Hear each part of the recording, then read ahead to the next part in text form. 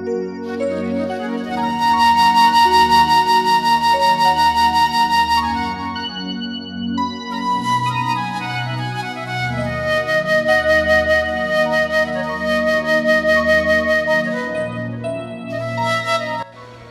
সকাল বন্ধুরা, কেমন আছো সবাই? আশা করছি ভালো আছো, সুস্থ আছো, আর আমিও ভালো আছি। তো ঐকিতাস ডেইলি ব্লগে একটি নতুন ভিডিওর সাথে তোমাদের সবাইকে অনেক অনেক স্বাগত ও ভালোবাসা জানিয়ে শুরু করছি আজকের নতুন একটি ব্লগ।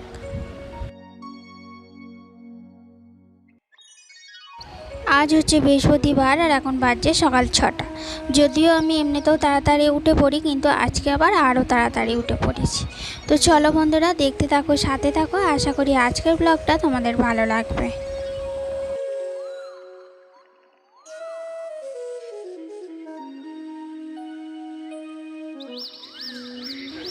তো প্রতিদিনই ভাবি যে আজকে আর সকালে স্নান করব না, কাজ টাজ করে নিয়ে একবারে বেলায় করব। কিন্তু ওই অভ্যাসটা যাবে কোথায়? এতদিনের অভ্যাস। যেই বাসি কাজগুলো হয়ে যায় তখন মনে হয় সেই একবারে স্নানটা সেরেই ফেলি, পরে বেলায় বসলে আর একবার না হয় করা যাবে। তো এখনকার দিনে দুবার না করলে তো চলেই না, আর দুবার কোনো কোনো দিন আবার দুবারের বদলে 3বারও হয়ে যায়। তো যাই হোক, বেলায় না গা ধুলো বৈকালে আর একবার ধোয়া চাই। তো সেই মতো দেখতে পাচ্ছ স্নান সেরে ফেলেছি। এবার এগুলো একটু শুকাতে দিয়ে তারপর ঘরে যাব।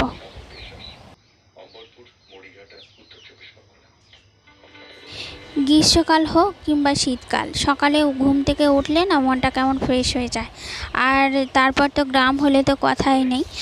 এই যে আমাদের উঠোনে দেখো মুরগি চড়ছে, ওদিকে কোকিল ডাকছে, তারপরে চারিদিকে মুরগি ডাকছে, আর এই যে হাওয়া দিচ্ছে হালকা হালকা। তো এই পরিবেশটা না ভীষণ মনটাকে মানে কি বলবো, শান্ত করে দেয়। খুব ভালো লাগে এই পরিবেশটা।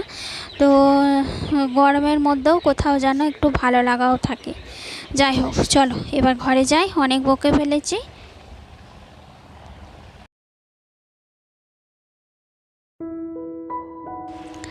আর এই চুল ধুয়ে ফ্যানের তলায় বসা, সেটা যে কী আরামদায়ক গ্রীষ্মকালে কী বলবো। আমার মতো কারা কারা তোমরা এটা উপভোগ করে অবশ্যই কমেন্ট করে বলো। আমি তো প্রচণ্ডই উপভোগ করি। এইখানে চুল ধুয়ে এই যে ফ্যানের তলায় কিছুক্ষণ বসবো, তারপর চাটাও কিন্তু এইখানেই খাবো, তারপর কাজে লাগবো। আসলে এটা এমনই একটা কল, মনে হয় সারা দিনই ঘরে বসে থাকি, শুয়ে থাকি, ইচ্ছা করে না কাজ করতে, কিন্তু কিছু তো করার নেই। পেটটা যাবে কোথায়? তাই পেটকে তো আর ফাঁকি দিতে পারবো না, তাই না? তো তার জন্য রান্নাঘরে যেতেই হবে। তো এখন কি করছি, যতটা তাড়াতাড়ি সম্ভব রান্নাটা সেরে ফেলছি, ওই জন্যে তোমাদের সাথে রান্নাটা শেয়ার করা হচ্ছে না।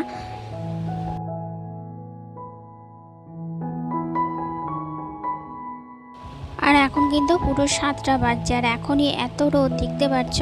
জানলা দিয়ে এইখানটায় ক্যামেরা রাখলে না খুব চকচক করে, কারণ জানলা দিয়ে রোদটা অতি পরিমাণে মানে একটু বেশি যেন ছটাটা আসে। আবার দরজা দিয়েও দেখেছি বেশি আসে, যার জন্যে এই অতিরিক্ত রোদ হলে এই ঘরটায় না ভিডিও করা যায় না, একটু অসুবিধায় পড়তে হয়।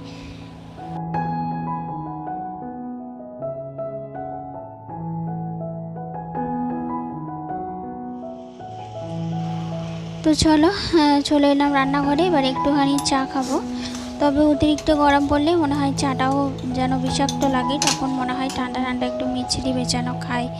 তো সেটা আমি খেয়েও থাকি, আর ছেলেকে দিই, হাজব্যান্ডকে দিই। আর ওদের এখন মানে শরীরটাও ভালো লাগছে না, পেটেরই সমস্যা চলছে, তাই ওদেরকে আর চাটা কিছু দিলাম না। মিছরি কেনা হয়নি, মিছরি আজকে নিয়ে এলে এরপর থেকে ওদেরকে দুজনকে মিছরিই দেবো।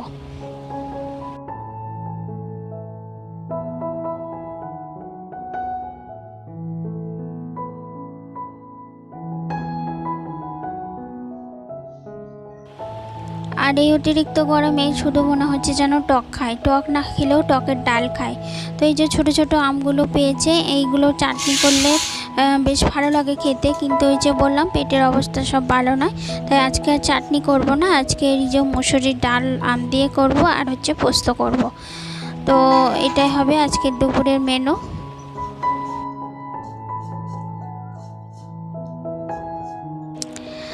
আর তার আগে ওদিকে আমি ভাতটা বসিয়ে দিয়েছি, ভাতটা বসিয়ে দিয়ে তারপর এখানে চলে এলাম কাটতে। তো ভাতটা হতে হতে এগুলো আমি গোটা বাটা রেডি করে ফেলে তারপর রান্নাটাও ঝটফট করে সেরে ফেলবো। তো চলো, এদিকে আমার কাটা হয়ে গেছে। আর জলখাবারে কেউ এখন আর ভাত খাচ্ছে না, অতিরিক্ত গরমে খাচ্ছে না নয়, আমি দিচ্ছি না। তো যাই হোক, এইদিকে দেখো পটলগুলোও ছিল, তো পোস্তায় দিয়ে দেব। আর এই যে তোমাদের বলি না, ইঁদুরের অত্যাচার, দেখতে পাচ্ছ পটলটা কেমন নষ্ট করেছে। আর এদিকে উচ্ছেগুলোও শুকিয়ে যাচ্ছে। তো সবজি নষ্ট হলে খুব গায়ে লাগে, কারণ এক একদিন এমনও হয় যেদিন সবজি থাকে না ঘরে, তো কি রান্না করব ভেবে পায় না। তাই সবজি আমি নষ্ট করতে চাই না, তাই উচ্ছেগুলো ভেজে আমি খেয়ে নেব, ওরা তো কেউ খাবে না। আর এদিকে দেখো আমি একটা ডিম ভাজা দিয়ে পান্তা ভাত খাচ্ছি। ওই যে বললাম কোনো কিছু নষ্ট হলে ভীষণ গায়ে লাগে, তো পান্তা ভাতটা ফেলে দেওয়াই যেত, হাজব্যান্ড বারণও করে, কিন্তু কি বলো তো আমার মানে গায়ে লাগে মা লক্ষ্মী ফেলে দিতে। ফেলে দেওয়া নয়, গরুকে দিলে খেয়ে নেবে, কিন্তু আমার ভীষণই গায়ে লাগে নষ্ট করতে, তাই আমি খেয়েই নিলাম।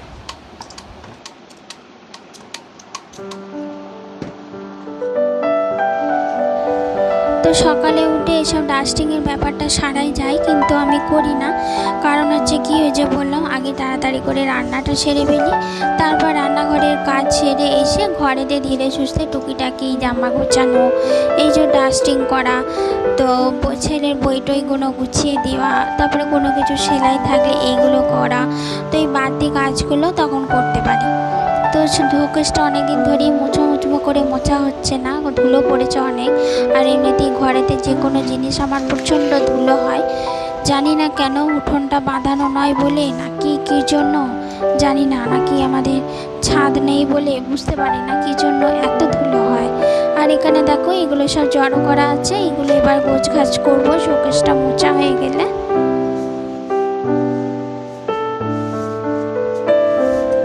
তো এই গরমের মধ্যে এভাবেই আমি দুদিকটা ব্যালেন্স করি, মানে রান্নাঘরে কাজ হয় আবার ঘরটার গোছানো হয়। তো যাই হোক, গ্যাসটা মোছা বাকি ছিল, কারণ একটুখানি এখানে সার্ফ দিয়ে ভিজুতে দিয়ে গিয়েছিলাম, একটু চিপে চিপে বসে গেছে, ভাতের ফ্যান ট্যান এইসব পড়েছিল, তো একটু চিপে বসে গেছে। আগের দিন রাত্রে ভাত করেছিলাম, মোছা হয়নি, তো যার জন্য একটু ভিজুতে দিয়ে গিয়েছিলাম। তো সব এদিকে ঘরের কাজ মোটামুটি কমপ্লিট করে এখানে গ্যাসটা এলাম মুছতে।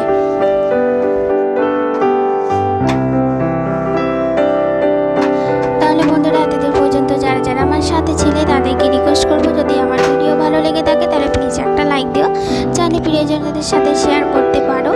আর আমার চ্যানেলে এরকম যদি নতুন নতুন ভিডিও দেখতে দাও তাহলে চ্যানেলটিকে সাবস্ক্রাইব করে পাশে থাকা বেল আইকনটি প্রেস করে দিও। আর যারা এই কাজটি অলরেডি করে রেখেছে তাদেরকে অসংখ্য অসংখ্য ধন্যবাদ আমার তরফ থেকে, অনেক ভালোবাসা। তো চলো বন্ধুরা, আজকের ভিডিওটা এতটুকুই রাখছি, দেখা হবে তোমাদের সাথে নেক্সট কোনো ব্লগে। ততক্ষণ তোমরা খুব ভালো থেকো, সুস্থ থেকো, আর অবশ্যই সাবধানে থেকো, এখন প্রচণ্ড গরম।